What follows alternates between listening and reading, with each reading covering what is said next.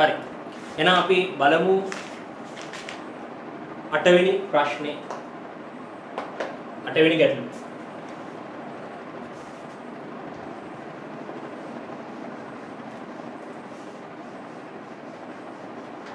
අටවෙනි ගැටලුව.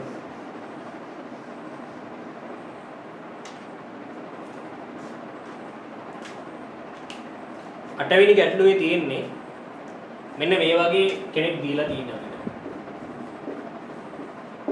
මේ වගේ කාබනේටයක් සජල කාබනේටයක් දීලා තියෙනවා. හරි.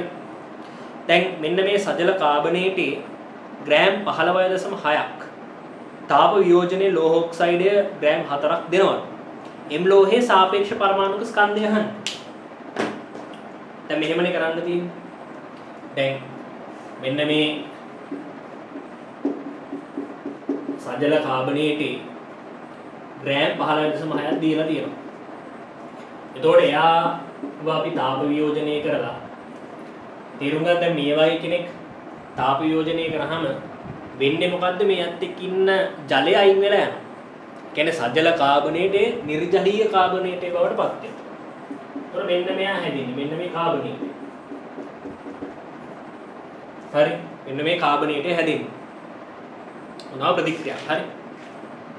එතකොට අපෙන් අහන්නේ දැන් මෙයාගේ 15.6ක් මේ විදිහට තාප වියෝජනය කරාම අදාළ කාබනේටේ හැදෙනවලු right පොඩකින් දැන් මෙතන මෙහෙමයි කතන්දරේ. හරිද? දැන් මේ සජල කාබනේටය තේරුම් ගන්න මේ සජල කාබනේටය අපි තාප වියෝජනය කරනවා.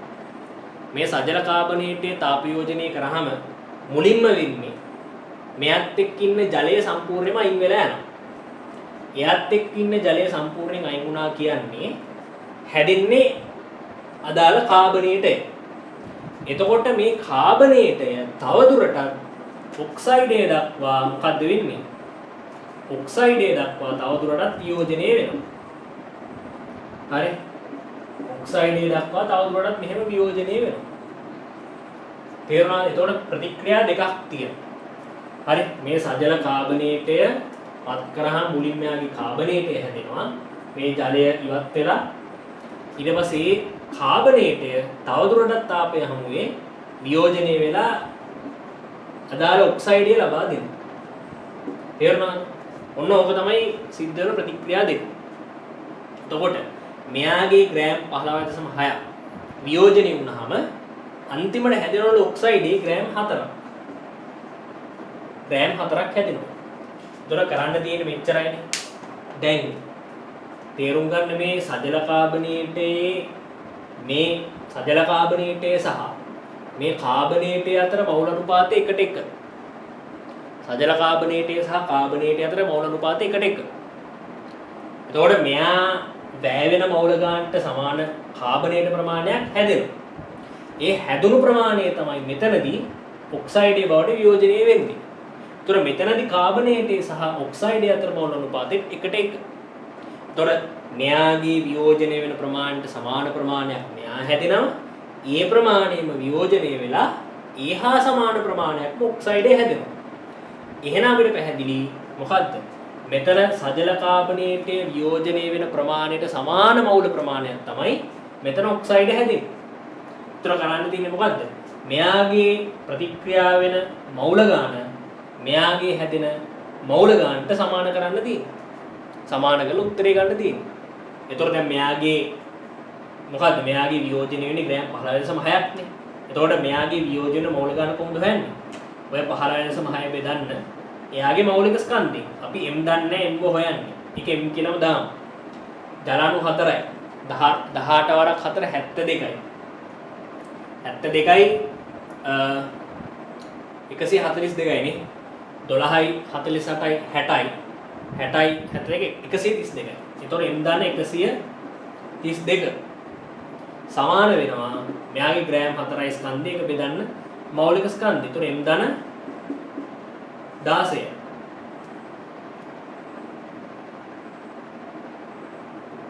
හරි. එතකොට මෙතන හැදෙන්නේ 3.9 නේ. ඒක සුළු කරලා උත්තරේ ගන්න. ඒතකොට 3.9 වාරයක් m දාන 16යි සමානයි m දාන 132යි. එතකොට මේක 3.9m දාන 39 16 වැඩි කරාම උත්තරේ කීයද? 54යි.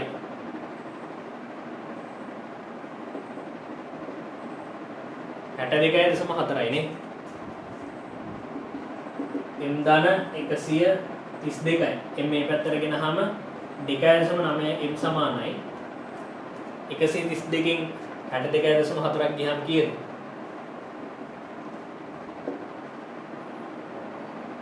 69.6යි නේ. 69.6යි. එතකොට m ගේ උත්තරේ ඒ 69.6 බෙදන්න 2.9 කීය දෙන්නේ? 696ට 696 29 බෙදුවාමනේ 2.58යි 116ට 4යි නේ. එහෙනම් m සමානයි 24යි. m සමානයි 24යි කියලා උත්තරේ. එතකොට මේ ලෝහය කවුද? මෙයාගේ සාපේක්ෂ අණුක ස්කන්ධය 24යි කියන්නේ මේ ලෝහය ඇත්තටම මැග්නීසියම් නේ. m සමානයි 24යි කියලා එන්නේ. එහෙනම් ඇත්තටම ඔය ලෝහය මැග්නීසියම් ලෝහය. හරි. එහෙනම් 8ට උත්තරේ 24. ඒ කියන්නේ 5 වෙනි උත්තරේ නේ. 5 වෙනි උත්තරේ. 8ට උත්තරේ 5. m සමානයි 24 උත්තරේ 5. m සමානයි 24 ඒ කියන්නේ උත්තරේ 5.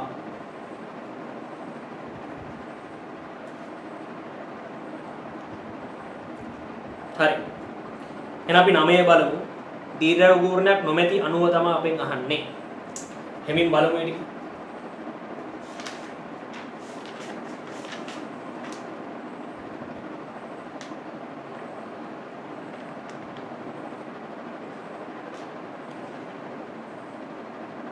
දීර්ඝ ගූර්ණයක් නොමැති අණුව අපෙන් අහන්නේ. හරි. එහෙනම් 8ට උත්තරේ 5. ඒක පැහැදිලි ඉන්නේ. හරි. අපි 9 ඉඳන් බලමු ඊළඟට.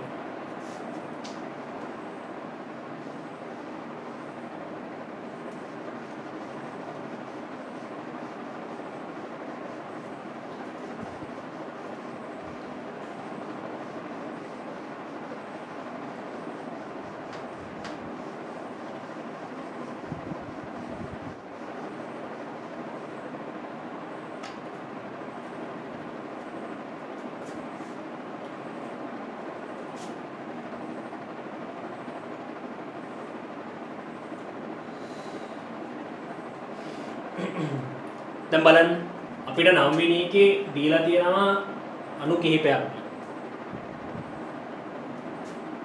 SF2 PCl4F හරි ඊළඟට SF4 PCl3 ඊළඟට SF6 ඔය විදිහට දීලා තියෙනවා.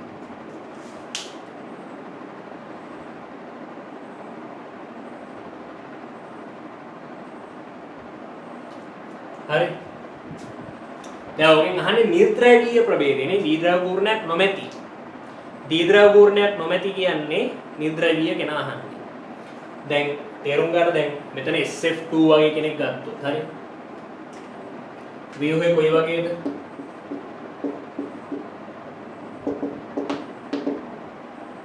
මේ වගේ. හරි. SF2 ඊළඟ PCl4F කෙනෙක් ගන්න. එයාගේ ව්‍යුහය කොයි වගේද?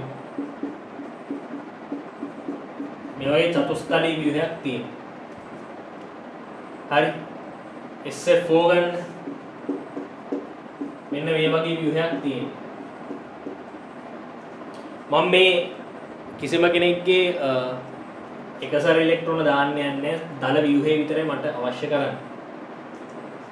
හරි. මධ්‍ය පරමාණුවේ එකසර ඉලෙක්ට්‍රෝන තියෙනවා නම් ඒ විතරක් දාන්න. ඊළඟ PCl3 ගත්තොත් මෙන්න මේ වගේ.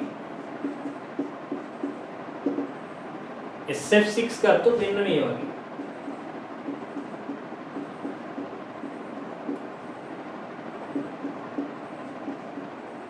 හරි.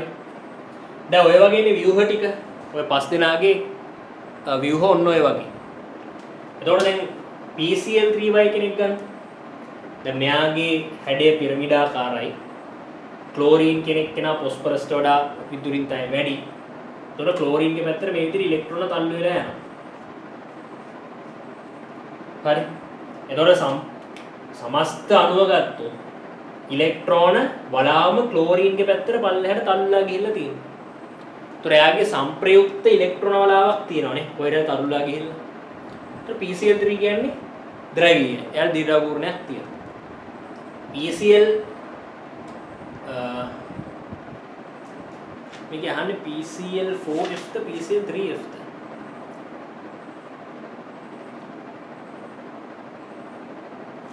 මේකේ PCl4F නේ. PCl4F කියන්නේ මෙන්න මේ වගේ.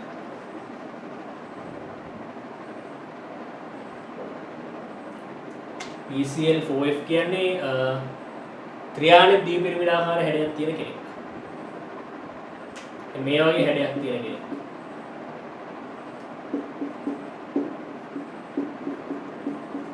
මෙන්න මේ වගේ හැඩයක් තියෙන කෙනෙක්. ත්‍රියාණ දීපිරිමිඩාකාර හැඩයක් තියෙන කෙනෙක් PCl4F කියලා කියන්නේ. ඉතින් එයාත් එහෙම දැන් ෆොස්ෆරස්ගේ පැත්තෙන් නම් ක්ලෝරීන්ගේ පැත්තට ක්ලෝරීන් මෙහෙම ඉලෙක්ට්‍රෝන අදිනවා. නමුත් තේරුම් ගන්න මේ ෆොස්ෆරස් ක්ලෝරීන් පරමාණු සියලුම කට්ටියට වඩා ෆ්ලෝරීන් කෙනාගේ විදුලින්තාව ඉහළයි. ඒතර ෆ්ලෝරීන් වඩාත් ප්‍රබලව ඉලෙක්ට්‍රෝන තමන්ගේ පැත්තට අදිනවා. ඒක තේරුම් ගන්න දැන් මේ අණුවේ ෆ්ලෝරීන්ගේ පැත්තට ඉලෙක්ට්‍රෝන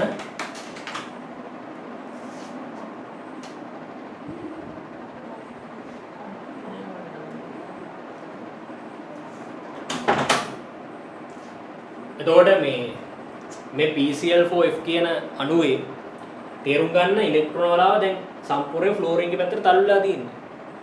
හරි. PCl3 ගත්තොත් ක්ලෝරීන්ගේ පැත්තට ඉලෙක්ට්‍රෝන තල්ලලා ගිහිල්ලා තියෙනවා. හරි. ෆොස්ෆරස් කියන ක්ලෝරීන්ගේ පැත්තට ඉලෙක්ට්‍රෝන තල්ලලා ගිහිල්ලා තියෙනවා. ඒතර සමස්ත ඉලෙක්ට්‍රෝන වලාව එක පැත්තකට තල්ලු වෙලා. දැන් මෙතරත් එහෙම තමයි. හරි. උතරත් ඔහොම තමයි. ඇයි? දැන් ක්ලෝරීන්ලා හතර මෙහෙම ෆ්ලෝරීන් මෙහෙම දර ෆොස්ෆරස්ගේ පැත්තට ක්ලෝරීන් හතර තමන්ගේ පැත්තට ඉලෙක්ට්‍රෝන අදිනවා. ෆ්ලෝරීන්ගේ පැත්තට ප්‍රබලව ඉලෙක්ට්‍රෝන තල්ලලා යනවා. ඒ සමස්ත අණුව ගත්තොත් ෆ්ලෝරීන්ගේ පැත්තට ඉලෙක්ට්‍රෝන තල්ලලා ගිහිල්ලා තියෙනවා. එතකොට PCl3 PCl4F වගේ කට්ටිය ද්‍රවීය. දෙකොල්ලම ද්‍රවීය. ඊළඟ SF4 SF2 ගත්තත් ඒත් එහෙම. දැන් SF2 ගත්තොත් එයා බන්ධන දෙකයි එකසර ඉලෙක්ට්‍රෝන ඉවල් 3යි. ඒතර එයාට තියෙන්නේ රේඛීය හැඩයක්. හරි. ඊළඟ SF4 ගත්තොත් එයාට තියෙන්නේ සීසෝ හැඩයක් නේ. නේද? බන්ධන ඉලෙක්ට්‍රෝන 4යි එකසර ඉලෙක්ට්‍රෝන යුගල් 1යි. ඒතර එයා තියෙන්නේ සීසෝ හැඩයක්. ඒතර SF6 ගන්න. SF6 ගත්තොත් එයා අෂ්ටතලීයයි නේ. මෙයා අෂ්ටතලීයයි. ඒතකොට තේරුම් ගන්න මේ ෆ්ලෝරින් පරමාණු 6ම සල්ෆර් පරමාණු මත සමමිතිකව ගිහිල්ලා තියෙනවා. ඒතකොට කොහොමද සල්ෆරට වඩා විදුලින්තයි වැඩි ෆ්ලෝරින්. ඒතකොට ෆ්ලෝරින්ගේ පැත්තට කොහොමද ඉලෙක්ට්‍රෝන තල්ලු වෙලා යනවා. ෆ්ලෝරින්ගේ පැත්තට කොහොමද ඉලෙක්ට්‍රෝන තල්ලු වෙලා යනවා. හැබැයි ඒ ඉලෙක්ට්‍රෝන තල්ලු වෙලා යාම සමමිතිකයි. ඒතකොට සංප්‍රයුක්ත ඉලෙක්ට්‍රෝන වලාවක් නැහැ. මොකද හැම පැත්තටම සම්මිතිකව තමයි ඉලෙක්ට්‍රෝන තල්ලුලා ගිහිල්ලා තියෙන්නේ. ඒතර සංප්‍රයුක්ත ඉලෙක්ට්‍රෝන වලාවක් SF6 ගේ ඇතුලේ නැහැ. හරි. SF6 ගේ ඇතුලේ සංප්‍රයුක්ත ඉලෙක්ට්‍රෝන වලාවක් නැහැ. කොහෙටවත් එක පැත්තකටවත් ඉලෙක්ට්‍රෝන තල්ලුලා ගිහිල්ලා නැහැ. සමමිතිකව තමයි බෙදලා ගිහිල්ලා තියෙන්නේ. එසේ SF6 නිර්ද්‍රවීය. හරි. ද්‍රවීය සහ සංයෝජ බන්ධන තිබ්බට සංප්‍රයුක්ත ඉලෙක්ට්‍රෝන වලාවක් නැහැනේ. එසේ SF6 ගත්තොත් තේරුම් ගන්න ෆ්ලෝරින් පරමාණු 6ම සමමිතිකව ගිහිල්ලා තියෙන්නේ. එතකොට සංප්‍රයුක්ත ඉලෙක්ට්‍රෝන වලාවක් නැහැ. તો දීර්ඝාගූර්ණේ ශූන්‍යයි. හරි. ඒ නිසා SF6 තමයි දීර්ඝාගූර්ණේ ශූන්‍ය වෙන අණුව වෙන්නේ ඔය දීලා තියෙන උත්තර පහෙන්. හරි. ඒ නිසා 9ට පිළිතුර අපිට 5ක් කියලා තමයි ගන්න වෙන්නේ. 9ට පිළිතුර 5ක් කියලා තමයි අපිට ගන්න වෙන්නේ. හරි. 9ට පිටුර 5.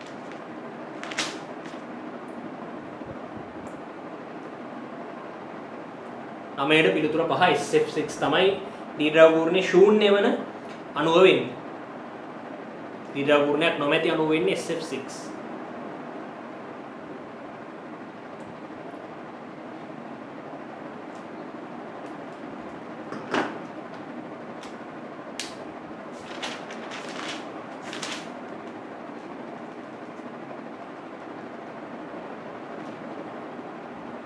ඊළඟ 10 තියෙන පොඩි ද්‍රාවණ සම්බන්ධ ගණනය කිරීමේ ගැටලුවක් අපි ඒක සාකච්ඡා කරමු.